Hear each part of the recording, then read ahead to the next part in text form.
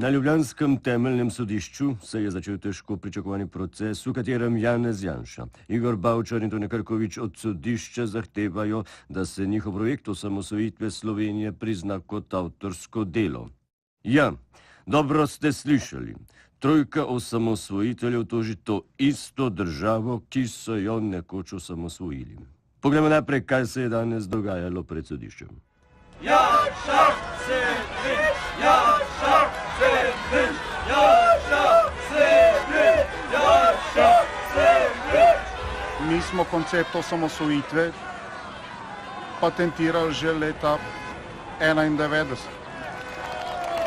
Vse od plebiscita, 10-dnevne vojne in mednarodnega priznanja.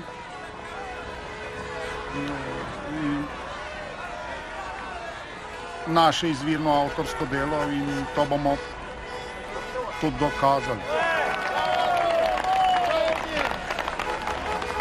Jaz se spomnim, da sem ravno takrat na Sazesu srečal Mirana Rudana in on je prišel zaščititi Lauren Onče, jaz pa samostojno Slovenijo. Pa smo šli pa vsi skupaj na eno pijačo, koliko je zdaj, ali pa dve. Vode, vode, vode, vode, vode. Do zdaj sem opravljal veliko poklicev, recimo vojak, brigadir, pesnik in glasbenik. Še vedno sem pa predvsem velik domoljub in pa ponosen lastnik gostilne. Z živo inštalacijo Republika Slovenija sem življenje posvetil umetnosti in mi ni žal.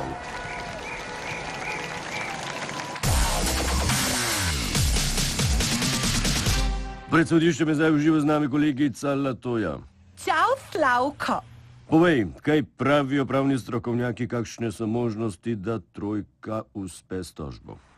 Večina pravnikov, s katerimi sem govorila, so mnenja, da bo pri tako kompleksni zadevi, kot je bila osamosvojitev, izredno težko dokazati avtorstvo. Zakaj je to težko?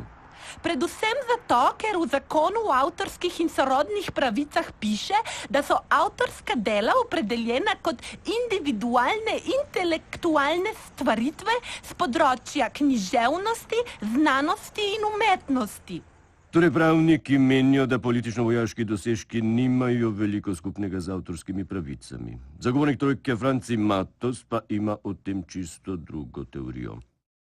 Tako da poudarim lahko samo še enkrat, nikjer v tožbi se tožniki ne sklicujejo na politiko. Vsi po vrsti trdijo, da je bila osamosvojitev izključno umetniški projekt.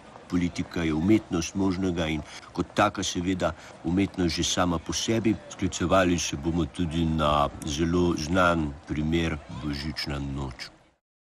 Pri tem sodnem procesu v oči bode tudi visoka odškodnina, ki jo od države terja trojka osamosvojiteljev.